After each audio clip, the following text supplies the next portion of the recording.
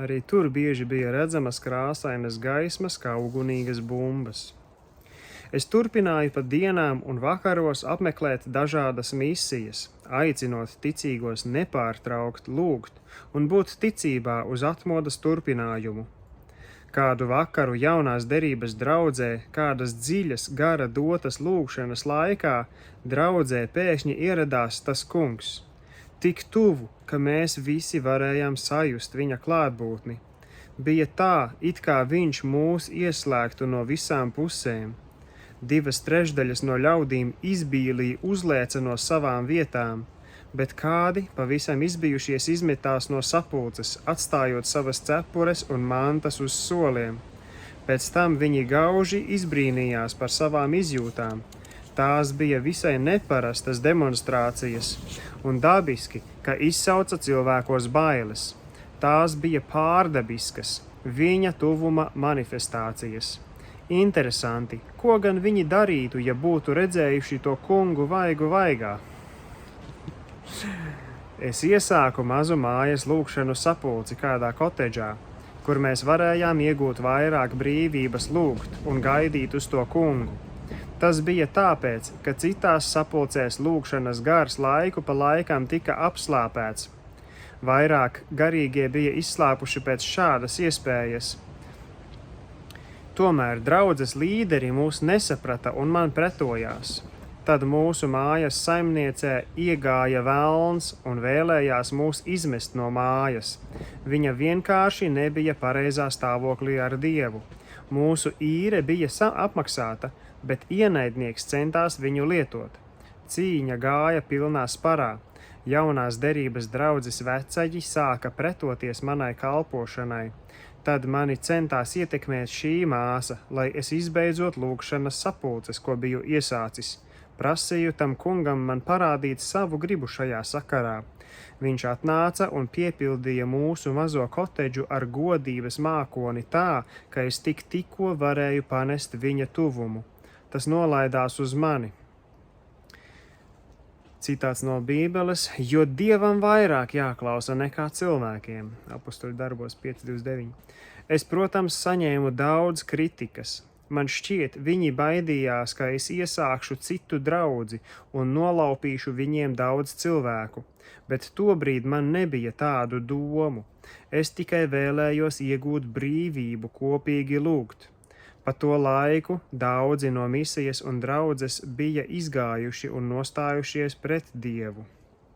Turpināju rakstīt rakstus tā laika reliģiskajai presei. Lūk, daži to izvilkumi.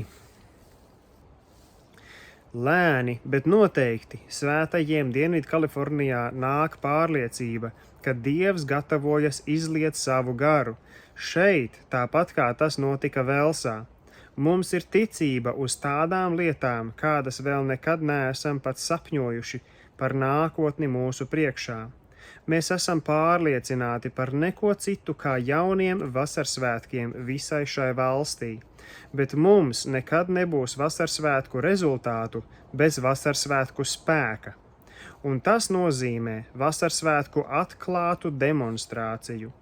Bet tikai daži no mums ir gatavi sastapties ar Dievu vaigu vaigā, jo tās būs vasarsvētku sekas. Miesa un asinis taču nevar iemantot Dieva valstību.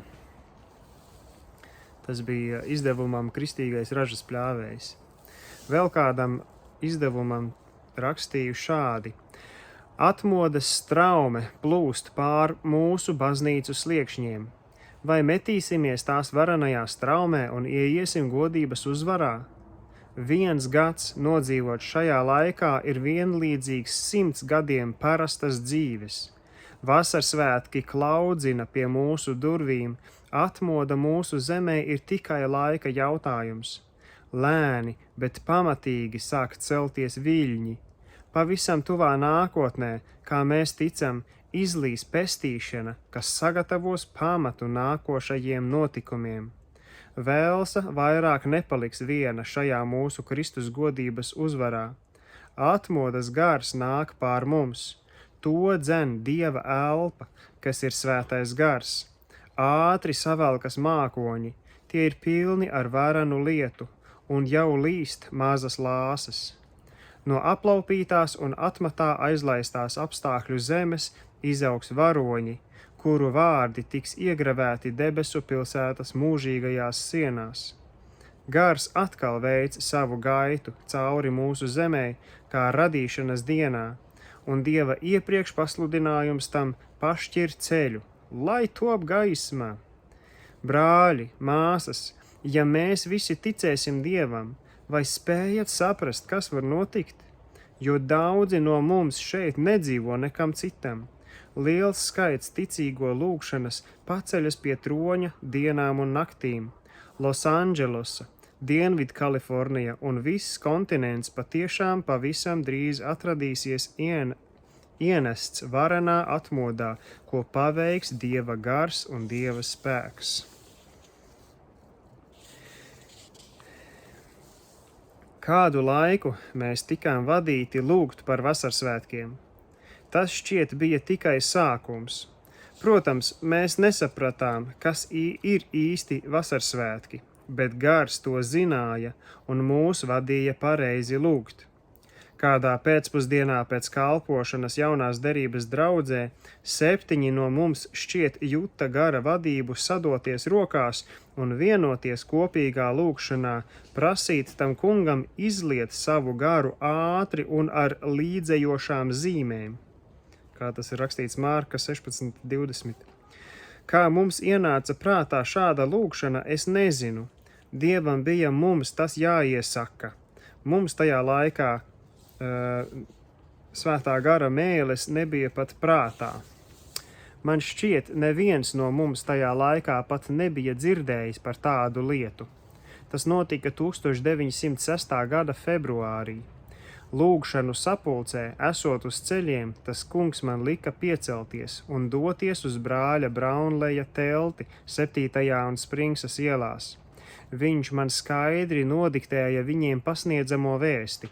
Es devos smagu nastu nesdams, bet pēc runāšanas mūsu vidū notika īsta izlaušanās. Kad mēs visi raudājām uz to kungu, tad es arī uzrakstīju spēcīgu traktātu par dvēseles dzemdību sāpēm. Tas kungs nodarbojās ar mani, mācot par visu salīdzinošām viņa svētajām asinīm. Pavadīju veselu nakti lūgšanā ar brāli Bohmeru, un tas kungs man iedeva svētītu kalpošanu dažādās sapulcēs Pasadenā. Vienā sapulcē es paliku 2 stundas pilnīgi bezpalīdzīgā stāvoklī zem smagas nastas par dvēselēm. Kauja kļuva aizvien sīvāka un sīvāka. 26. martā devos uz kotedžas sapulci Bonijas Bro ielā. Tur uz lūgšanu bija sanākuši baltie un melnādainie ticīgie. Īsi pirms šīs sapulces es biju piedalījies citā mājas sapulcē, bet man bija vajadzīgs nokļūt šeit. Te es pirmo reizi sastapos ar brāli Seimūru. Viņš tikko kā bija ieradies no Teksasas. Viņš bija melnādainais, ar vienu aci akls, ļoti izkaltis, bet garīgs un pazemīgs. Arī viņam bija jāapmeklē sapulci Bonijas Bro ielā. Tajā laikā tas kungs man deva kādu citu traktātu, kura nosaukums bija Pēdējais aicinājums. Tas tika vareni lietots pie jau pamodinātajiem ļaudīm. Tur bija teikts: un tagad vēlreiz šī laika pašās beigās atskan Dieva aicinošais sauciens. Pēdējais sauciens, pusnakts sauciens ir tagad atskanējis pār mums, skaidri atbalsojoties mūsu ausīs. Dievs dos šo vietu, pašu pēdējo izdevību. Beidzamais sauciens, kurš skan vispasaules atmoda, un tad pār pasauli nāks sods. Pavisam drīz notiks neparasti un neizskaidrojami notikumi. Gluži kā šodien. Tieši to pašu mēs varam attiecināt uz šodienu. Tālūk, tāda ir pirmā nodaļa. Paldies visiem par klausīšanos. Lai Dievs jūs sētī. Šobrīd es esmu ticis 30. lapas pusē ar jums. Un grāmatā ir, to pateikšu, 120 lapas puses. apbruņosimies ar pacietību. Es ticu, ka šeit vēl ir ļoti daudz vērtīga materiāla, ko uzņemt un ko pārdomāt un ko ļaut Svētajam garam lietot pie mūsu sirdīm un prātiem. Nākamā nodaļa saucās Azusa ielā krīt uguns. Un tas praktiski ir par to, kā tā izlaušanās, par kuru tika visu laiku tā kā gaidīts un lūgts iepriekšējā nodaļā. Jā, tā kā turpināsim lasīt.